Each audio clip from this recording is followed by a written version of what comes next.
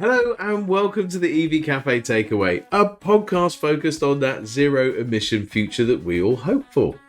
And every week I get joined by one of the wonderful members of the EV Cafe team, and this week, no exception, I've got the lovely John Curtis. John, welcome to you today.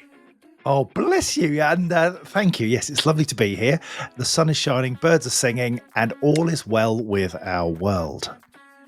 Who knew that the sun would shine in Scotland and England at the same time? There we go, everybody. We learn something new every day. But listen, more importantly, we get joined by innovators, pioneers, and collaborators from across our industry, and today is no exception. We have the wonderful George Newton from Iveco, or however you wish to pronounce it, but it's a very, very good company. Welcome, George. Thank you, men. It's good to be here. It's nice to see the Right Said Fred tribute act is coming together well. So, I'm on board for every step of it. He's come out punching. I cast that stone on myself. Deeply dippy. Come out swinging. Oh, dear me. Yes, well, there we go, everybody. That's how we're going to kick this off. But George, listen, before we descend into the absolute chaos that this has written all over it, tell us a little bit about the company that you work for, and then we're going to explore how you got there and some of your interests, which are curious, that's for sure. But anyway, tell me, Iveco, I mean, I love vans, as you know. Wax eloquently about the wonderful company Iveco. Iveco, from my point of view, great company to work for. I've been involved with them for quite some time now. And basically, they're going to cover everything from the 3.5 ton market all the way through to a 44 ton tractor unit and everything in between, covering off Euro cargo. And obviously, the area that I specialise in is probably the topic for today, the daily, with its various different methods of movement, be it battery, gas or diesel. The company's always had an eye on sustainability. I think the product, obviously I am a little biased, but the product takes a hell of a lot of beating in an industrial environment, and it looks great to me. They've always been a joyous business to work with, both as an employee and as a customer, as I have been in the past of them as well. So, it's great to be here. Embrace that Italian culture that permeates every vibe of it and emanates down into the product with the design cues and the engineering prowess that kind of underpins everything that we do. Yeah, and before we move on, I should have warned you about this question, but I was really excited to see this partnership between Iveco and Hyundai. What are your thoughts about having a new product that might be 3 tons, 2.5 tons, whatever it is, a smaller van in your lineup? I mean, you've boxed me in a little bit of a corner here. Obviously, at the minute, that's not applicable to the UK market. I mean, anything that can extend our downreach down into further penetration of the core values that we've got and keying with a partner like that, and I think that relationship will work both ways in the end, is wonderful. At the moment, probably with the marketplace as testing as it is, it would be really interesting to be able to dip below into some of those lower territories. But at the moment, that's not something that's on the table for us, but something that's definitely on my radar, something to look forward to. It suddenly opens up a whole new pantheon of people that we can actually speak to and engage with that maybe don't run the slightly heavier vehicles or need the larger vehicles that we would do. So sure. It would be a nice sort of gateway entry to someone into the Iveco family to bring them in that way. So if and when it comes, I'm all for it. A new pantheon of people. I love that. But I know John wants to get in. And John, over to you, sir. Well, you mentioned the E-Daily, and the E-Daily is some piece of work. And those who've listened to me witter on before know that cars are my thing. Vans really aren't. And the E-Daily was the first time I got into a van and thought, wow, this drives like an electric car. And I mean, I took off at a rate of knots because I just didn't expect it to We have the perform video so evidence. well. Indeed. The E-Daily is remarkable because it's a world record holder. It has towed more than any other vehicle of its type. 150-ish tons, I think. It can regularly tow 3.5 tons. It's a remarkable thing. But the bit that really got me was when Mike Cutts said to me, anything you can do in a standard diesel or petrol daily, you can do in an electric. And that blew my mind. There's no I think that reason was why one of people the wouldn't. Yeah, well, that was the key message. I think we came to the party late, and that enabled us to kind of have a purview of what everybody else was doing or had done. I think, and I watched Mike's interview with you guys, obviously, and I don't want to kind of go over what he said, but everything that we do within diesel is kind of a hallmark, our USP of what we wanted to carry over to the EV. And I think we've absolutely smashed that in terms of being able to tow what we can tow. I mean, yes, the world record was a little bit of standalone. You're not rocking up every day and towing half a car park behind you. But, you know, I guess the option's there should you have a private airfield to want to relinquish that wish. And obviously, there shouldn't really be a compromise in today's world with the technologies that we have between doing what you can do before and doing what you do now. Yes, everyone would probably admit that towing is going to impact range, but towing impacts range in a diesel too. And it's that understanding of it's not a magic wand. It's a piece of engineering that's been bolted together by very clever people to fulfill a purpose. But there is always going to be a fuel expended, be that stored electrical energy or be that dinosaur blood. You know, it's the same thing. Brilliant piece of kit. Now, I'm just picking up your intelligence. You're a man who has a great vocabulary. Already, you've used 3 words which make me sit up and go, you're not any van salesman, are you? Talk to us about your education and how you started out on your journey, because you're a bright pixie. I wouldn't say I'm that bright at all. I think there's a couple of words I've written down that sound right, and I'm sure people will message into you and say that I've used all those words in completely the wrong place and completely out of context. My education, I mean, to that point, I guess that I was born into the motor trade. My family had a Renault franchise dealer group. I think it may have been the first. It was AC Williams in Lincolnshire. It's no longer around. So I was kind of spat out. It's not very complimentary of my mother, really, is it? But I was born into the industry, very gently squeezed out, and arrived. I mean, none of these images we really need in our mind, honestly. But I have to scrub my brain. I realise this now. And I guess that I've just been living and breathing it since the day that I was born. I've always been fascinated by it. I'm reminded that my first word in my father's recollection was bzzzt, and they couldn't quite work out what this noise was until the car transporter turned up on the forecourt one day, and I was there in my pushchair, and I made the noise as the vehicle applied the handbrake and obviously expelled the air that a truck does.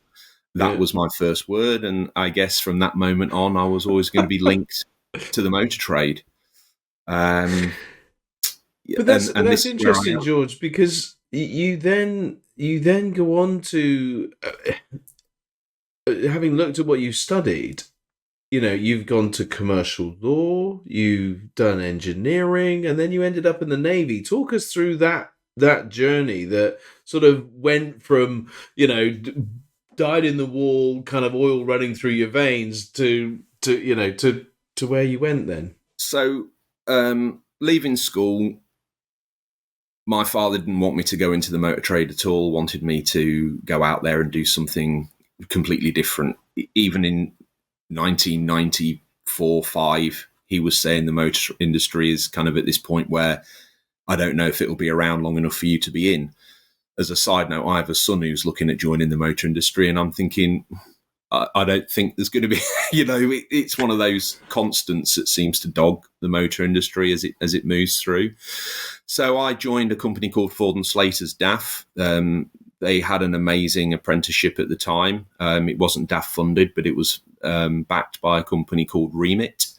I went on day release to gather a city and guilds in commercial law, motor vehicle knowledge, and all that sort of stuff. And the motor industry is one of those ones where if you get in with a good dealer group or a good brand, you are going to be peppered with qualifications and experience that they want you to have. I'm a big believer in that we need to get young people in and grow them. There seems to be a glut of young people in the industry at the moment. I don't know why that is. I think it's a great industry to get into. A lot of the skills are cross-transferable. So I'm a big fan of seeing young people leave school and get an apprenticeship within the motor industry and learn it the long way through. I think it's one of the better ways of gaining the experience. Equally so, obviously, you can probably join at a manufacturer level with a degree or associated degree at a higher level. But to me, you need to understand the bells and whistles of what goes on the ground in front of a customer with the product in its rawest form, in its rawest moment. At that point, you've literally seen every turn of the wheel that a vehicle could take. I suppose the snapback was I'd finished my apprenticeship. I'd done about 6 or 7 years there, and I looked at my father and his father and my great uncle and other people and thought, do I really want to be in this for the rest of my life? And I've got a soft spot for history, I suppose, and out of all the armed forces, the Navy was the one that kind of ticked my boxes. See the world.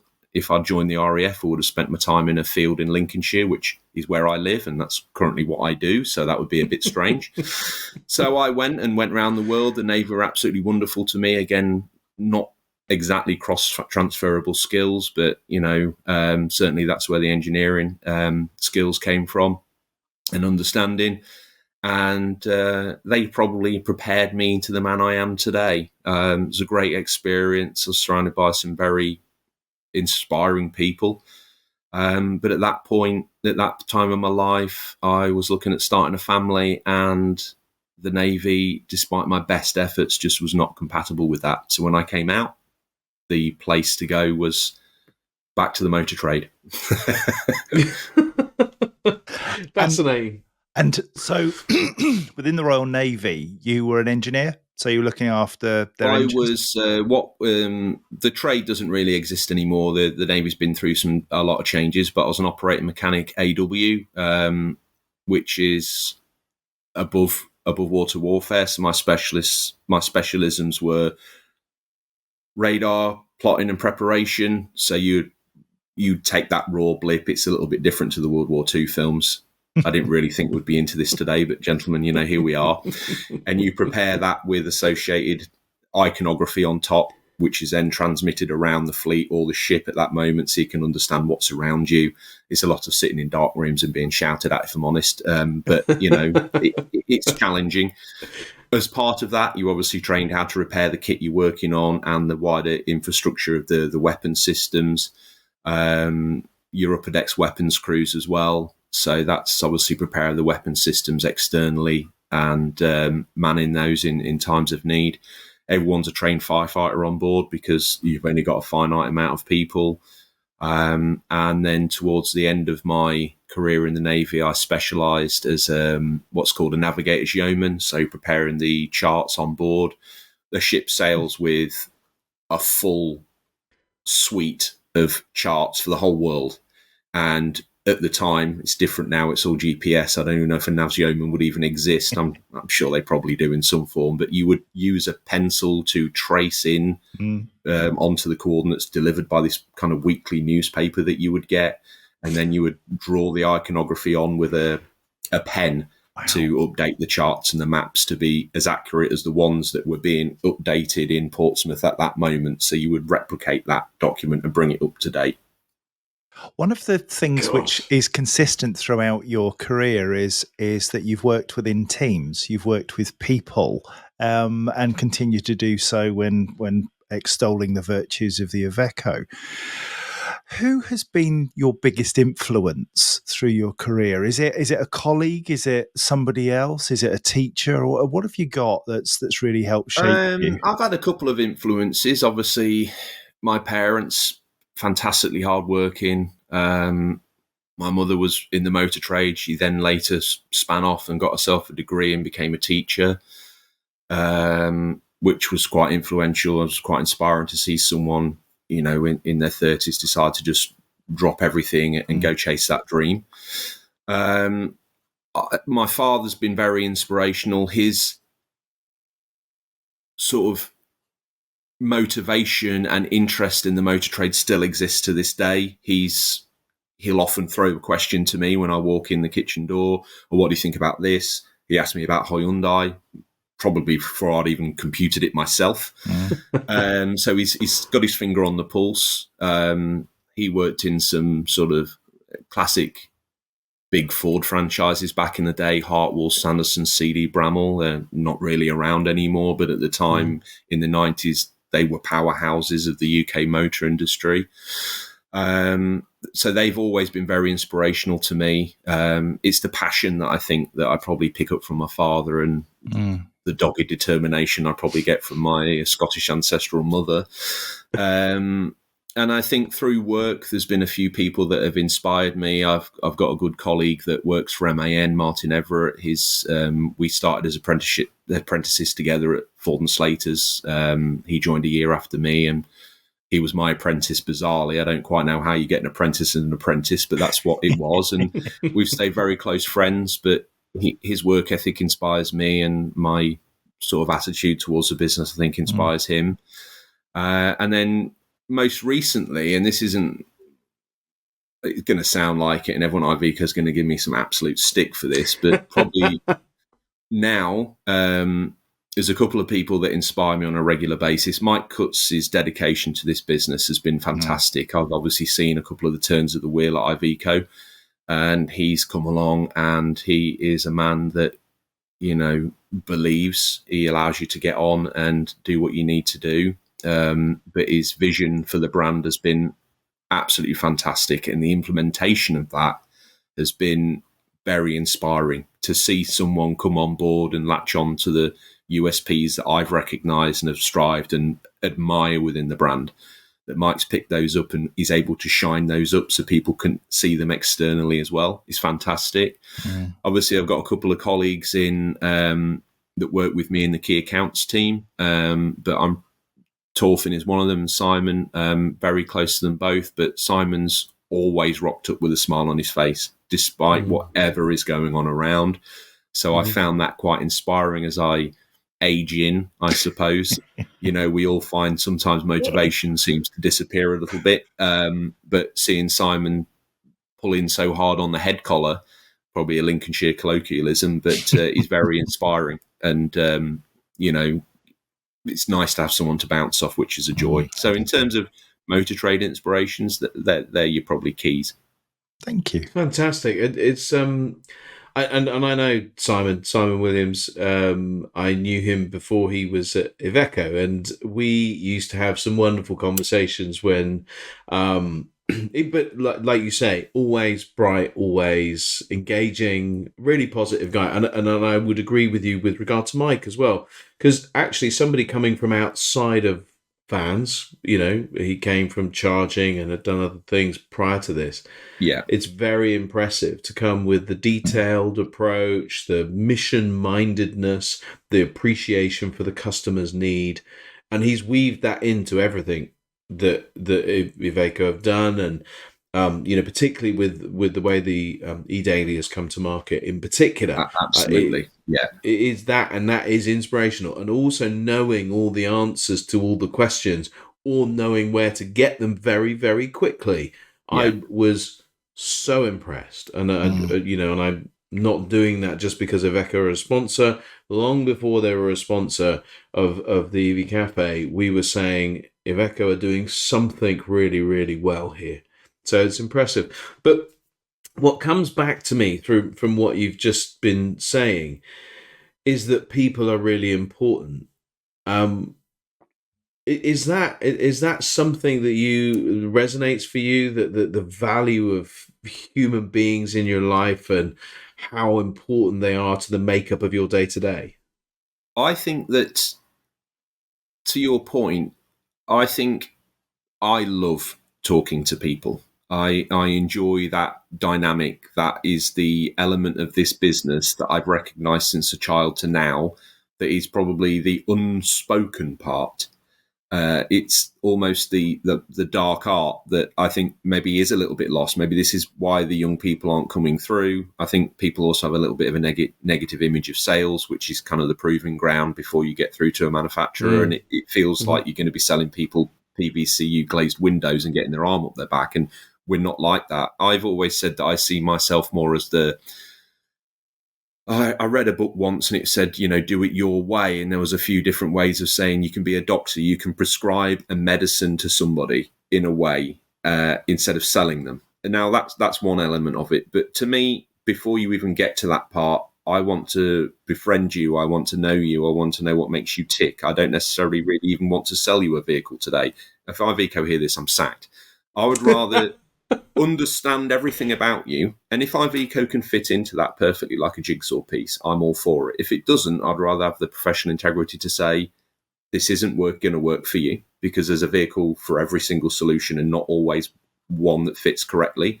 I'd rather have the ability to say, let's keep talking. I've really enjoyed our conversation, but I just don't think we can find something for you today. But, keep in touch as your fleet evolves or situations develop. Maybe we can. But if I put this into your fleet today, you'd probably hate it. And I'd rather have that validity to say this is right or this is wrong. In the meantime, I think that the whole conversational piece and getting to know people is what I'm most interested in. Probably quite frustrating to the office. I hate an Excel spreadsheet. They're my kryptonite.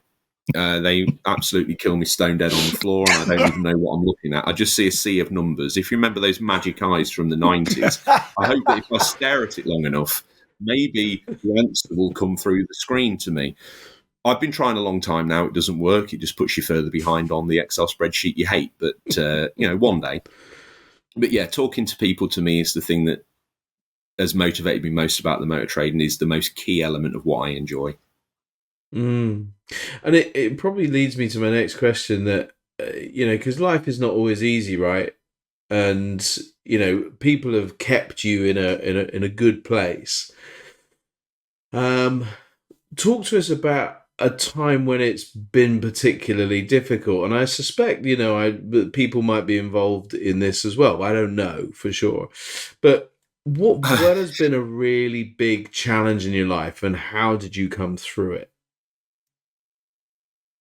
I'll be honest with you, I kind of hit the roadblocks about a couple of years into my tenure with Iveco. I'd come out of a divorce. I was struggling to keep everything together in terms of the accounts I was looking after. Iveco going through some changes at the time. I had a lot on personally and professionally, and I had to take some time out, and Iveco supported me wholeheartedly through it. They provided me every single tool in the toolbox. They gave me time. They gave me help. They gave me someone to talk to. They supported me financially on the way through it. I feel so indebted to them for taking me seriously, for understanding that Mike was pivotal in bringing me back into the business, and the way he did it was flawless. Iveco themselves, as part of the wider C&H group, as they were at the time, recognised everything within it, supported me, didn't disbelieve me, didn't just think I needed an afternoon in the pub or something like that, and that brought me through. And then, obviously, coming back into work from that, rediscovering the passion, rediscovering my love for Iveco as well, was a really great journey. That's there's a few things, the Navy defined me, maybe Ford and Slater's defined me, maybe my birth into the motor trade defined me. That probably did as well. It fundamentally changed me as a person and maybe my attitude towards life a little bit. And, you pop out the other side of that different, but maybe fixed, certainly a little bit more capable of dealing with the challenges that the world presents itself in the modern day. The modern day world, it isn't kind. We're all working in silos despite our best efforts. And yeah, I'm you've maybe put a real downer on things, guys, but everything's great now, and it's this journey that really has brought me to this point in time, and it's almost like the perfect storm.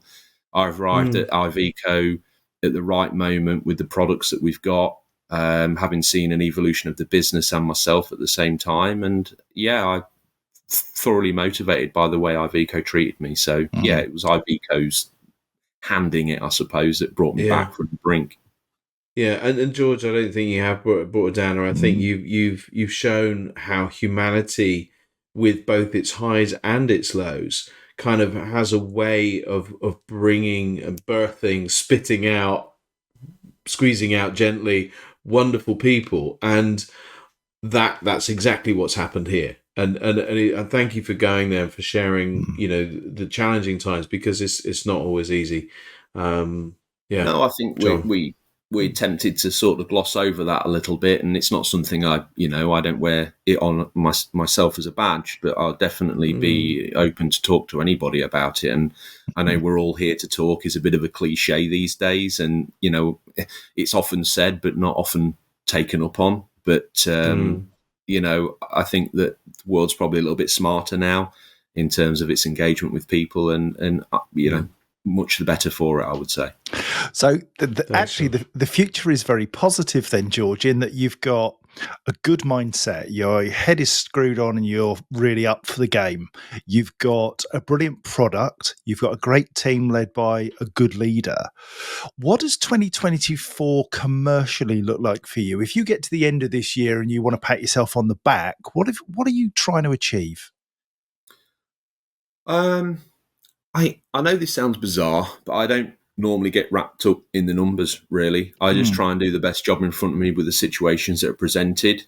Normally the business, makes sure we're on the right footing in terms of the accounts I look after. They're all sort of centrally agreed international key accounts.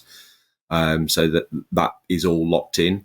I'm just looking at making sure that, probably more from a service level, that we're talking to people, that we're making it a frictionless experience. For me, is probably one of the keys to trading in the modern era, to remove any friction at all in the rotation of the process.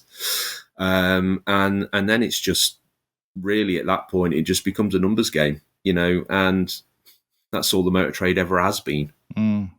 Because the numbers are quite tough, aren't they, at the moment, especially in the van sector. We see, or the electric van sector, because we see a growth in year-on-year sales in the van sector, about 5%. But we're seeing a difficult time for electric vans at the moment. What do you think we need to do as a society to support businesses to make that transition? I think that at the moment, I think the manufacturers are probably making the right moves in terms of the technology that's being brought forward, in terms of the investment in the R&D that's been implemented to get to this point. I mean, a lot of them have gone from zero to hero in what could be considered an R&D scenario overnight, really. I know behind the scenes there's been a lot of preparation going on to get to this point, but a finger snap happened as requested by the government of the day, and we were 10 minutes to midnight, and it felt like we really had some momentum going and we were heading in the right direction. Infrastructure probably a little bit behind, but the horse pulls the cart, and that's how the business moves forward. It's kind of always been that way. I think that the application of EVs in the UK, bizarrely, I think there's a bit of and this isn't disrespectful to you, sir, but there's a bit of a John Mate down the pub who has an opinion on EVs, and that's kind of the industry take, is the John Mate opinion down the pub about what it can or it can't do, and I'd never buy that, and I'd never do that, and you won't get me out of a diesel, and that's fine, and that's okay. And when the government moved it from 10 minutes to midnight to 11:30, it gave us a real good cold open, I suppose, to what it's going to be like when we finally get there. We've kind of already we've got really close to, we're at DEFCON 1 or whatever it was. We were ready to go. But then obviously the doomsday clock wound back. But now we know where we need to be when the moment happens again. So I hope the industry has learned something from that. We got a little bit of a pre-screening, didn't we, to test the waters. And hopefully now when we finally arrive there, infrastructure will have caught up a little bit. I think really the only thing else that really could help would be, and I've said this before, and I mean it in the nicest way, but governments seem to be telling us to save polar bears, but then at the same time, they're basically monetizing their destruction. They're basically selling us ringside tickets to their eventual drowning, but aren't even spending a penny of it on a life raft. And I find that odd, if I'm honest. If it's that bad and the situation is so prescient, tell us what you're doing with the money that you're receiving in tax or in fines that we receive as manufacturers, and what you've been basically imposing upon the UK motorist and businesses for probably time immemorial right now. And every single litre of fuel that's dispensed, is got all this, you shouldn't be using. Taxes are I remember reading once that taxes are they're a sign from the government that you shouldn't be doing this thing.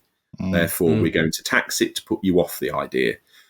Well, they just tax oxygen at the moment, don't they? So, and you can't be off that. I don't really understand how they've recouped this money. And I think Winston Churchill always said that we take a tax. It doesn't mean we're going to spend it on that thing. We take cigarette tax, but we're not going to spend it on fixing the cigarette problem. But there comes a point in time where if the world is in, and to use that clock again, if we are 5 minutes to midnight on the scale of destruction that's peddled to us from scientists and government bodies and everybody that takes an interest in the whole process of moving away from fossil fuels and other harmful gases associated with road transport, do something with it. Show me carbon capture. Show me you've built a forest. Show me that you're using that money to then build a pot to enable people to get into EVs so that we can get a ringside seat to a polar bear on a glacier mint rather than up to its neck in seawater. Do something. They have a lot of good ideas. I think at the moment they're chasing a lot of sound bites because that's really what politics has become. We need something significant, and this isn't like I sit on one side or the other. It's a totally apathetic political comment. We just need something to happen that backs up the talk with some real action. Fantastic.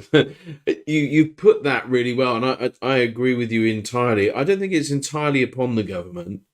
I will say that much, but I do feel very strongly that the message of decarbonisation and the action of decarbonisation need to go together. And we're racing off in a million different directions, but very, very clearly articulated for those of us that are in and close to the subject. And for those of you that don't know, polar bears don't actually go on glacier mints. They that was an advert. Everybody, don't worry. They do actually go on glaciers.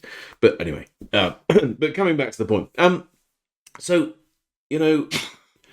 fast forwarding maybe 10 or 15 years. And looking back at life, George, what are you most proud of now? But also, what would you like to be known for in 15 years' time, or as people look back on your life? What am I most proud of now, having achieved in the motor trade? Or life in general, motor trade and life in general. Life in general, I've had some ups and downs in my life. Obviously, I mentioned the divorce before, and finding your feet after that's been a bit tough. Found a wonderful young lady a couple of years ago who's been very inspiring to me in her attitude towards life, which is great. My two young children, say they're young. They're not young. One of them's 17 going on 18 and the other one's just turned 15. So, it's not so young, but they're an inspiration to me. They make me very proud. They're polite, well-spoken people. And that's all I've ever asked them to be. I don't care what they do. as long as they go through life being polite and courteous, the rest is up to them. So in terms of life, there are a couple of proud achievements. I suppose my other one, I have a bit self-promotional, so feel free to cut it out. I've got a reasonably successful video game podcast.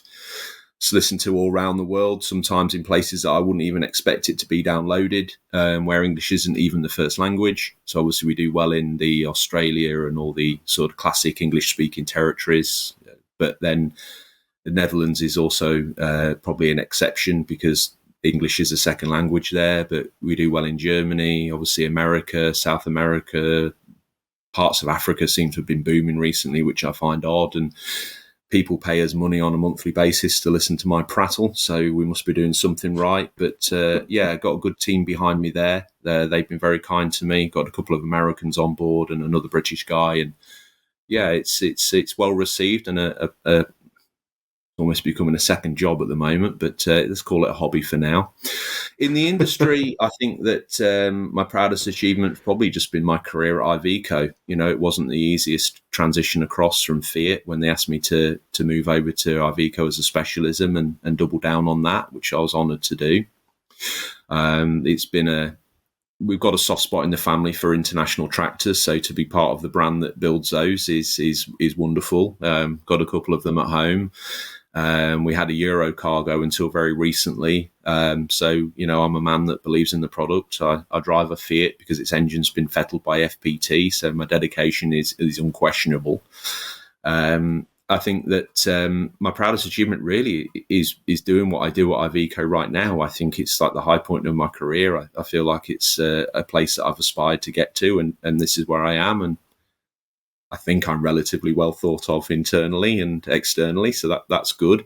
In terms of where I'd like to see myself in 10 or 15 years' time, hopefully still here, having provided some strength and help towards the business. I'd like to think that my legacy in the industry is just someone who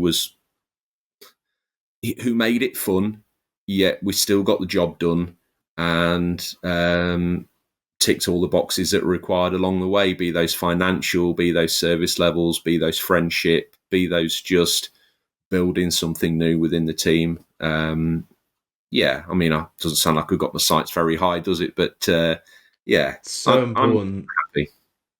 It's interesting. We always usually finish with a question from me, which is about, you know, your aspirations for the rest of your days. And if you had a magic wand, what would you do? And just because of the last answer you gave, I have something completely different to ask you. Xbox or PlayStation? You know what? I'm a little bit brand neutral. Kind of have to be. I've got probably everything. I would say, but I would say for the games that I like to play, they're predominantly on PlayStation. They're single-player, story-driven games with a bit of a deep narrative, something that can take you on an emotional journey. They're movies, but better these days, not only from a graphical fidelity point of view, but from a storytelling point of view. You can watch a movie for 2 hours and you think, yeah, I kind of knew how that guy felt. But in the modern video game, you literally live their life. So when something happens within that play, that stage, I'm not saying that you feel it and you cry your eyes out, but you're certainly far more invested in it than having built it or partaken in it or, you know, been involved in the raising of this child within reason. You have a more emotional investment in the characters. So, you know, for me, those games are best on PlayStation right now. And that's an industry. That industry is something that keeps growing. It's kind of losing its way a little bit post-COVID because of spiraling budgets and other things like that. But that's an industry story for probably something other than the EV Cafe, if I'm honest with you, gentlemen. Doesn't that say so much about George, though, that there's an investment of himself in the thing and he gets the reward as a result of that? I think that sums you up brilliantly, George. Thank you for that. It's been a real interest. And just in case we don't mention it, baseball is your other passion. Baseball is another passion. I'm probably quite far up the autistic scale, if I'm honest with you, with the way that I kind of go deep on hobbies. Me it's a too, my classic friend. hallmark. It's probably the inbreeding, if I'm honest with you, hailing from Lincolnshire. Luckily, I've got the correct amount of digits. Well, Mum was the actual sort of dilution of the gene pool, if I'm honest with you. So, yeah. Oh, right. Oh, thank goodness. They saved me from a multiple-footed hand, I suppose. Really. Although there's nothing wrong with that. Obviously, it just makes interaction a little bit difficult. But for reference, in the UK, there is actually something wrong with that. It might be okay in certain parts of the world, but it's definitely not okay here. I wasn't referring to the inbreeding element. I was referring to the misshaped, the outcome, the misshaped, right? Yes, digits. Yeah, exactly. Maybe that'll be on the Queen bombshell.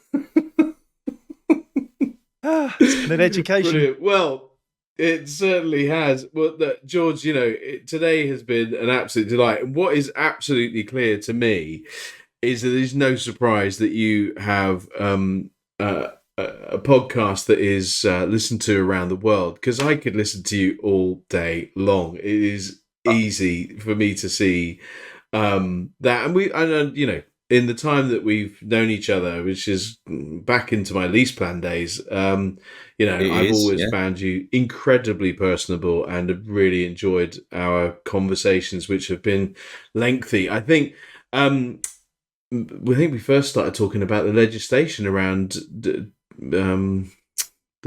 weight legislation. I seem to remember you sending me a certificate. Anyway, possibly. I think we were ahead of the legislation because I do believe that there's a gentleman at Iveco called Martin Flack that was pivotal in the whole 4.25 adoption in the first place. So, Iveco were trailblazers that have actually paved the way through CNG to now with the alternative fuel conversation. Martin had his eye on the future and has obviously enabled the industry to be able to adopt 4.25 and get some payload and save a polar bear. I mean, you couldn't really ask for much more. But before we get to the outro, gentlemen, I just want to say I'm very humbled by the fact that you've chosen me to be able to come on here. I think that as a brand, as a industry experts as you guys are, you're doing an absolutely wonderful job.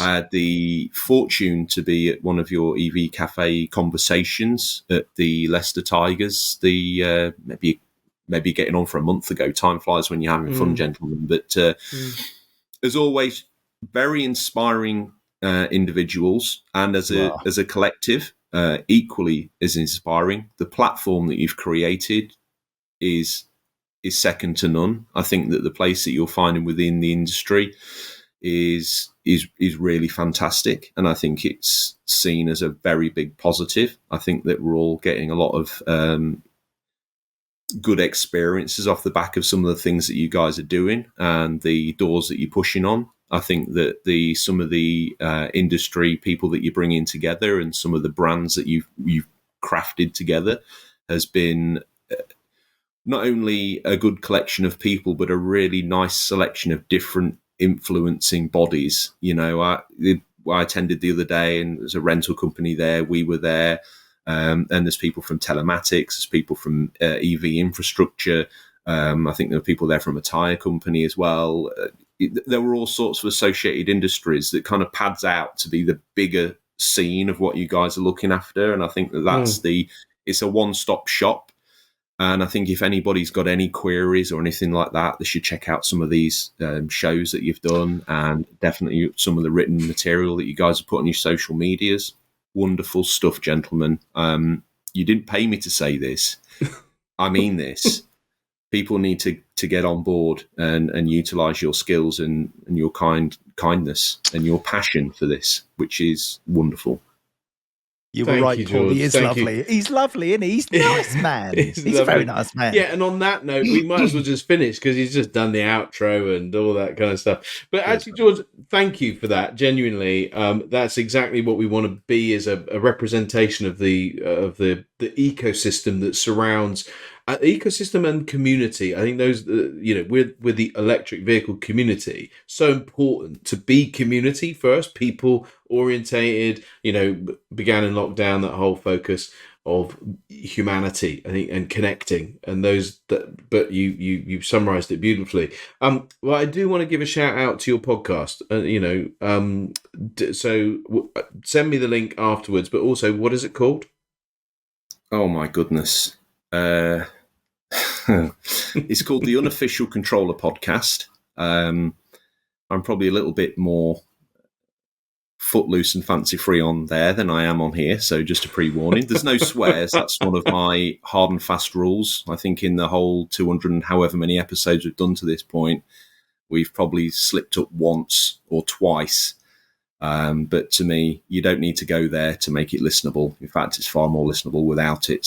But I do say some bizarre things. I wouldn't rein myself in a conversation about Lincolnshire inbreeding, that's for sure. But they're welcome to find it. It's on all platforms.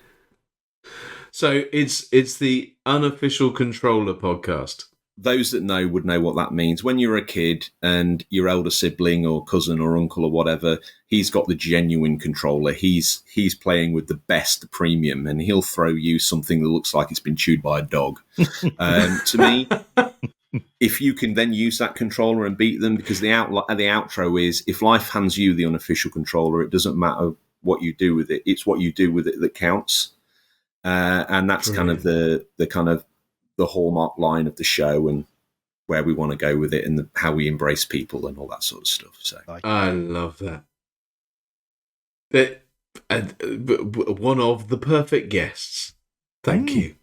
Thank you both. So everybody, listen, you will have enjoyed this chat no end. We have had lots of other great chats, and do head over to hear many of the other people on the evcafe.org. But follow George, connect with his podcast. I think that's great. Obviously, Iveco in central in importance, not only producing a great vehicle, but also doing it in a great way and looking to meet everybody's mission that you've got today. Vans are important. Vans are making a difference, but they make more of a difference if you can do what you do today with them.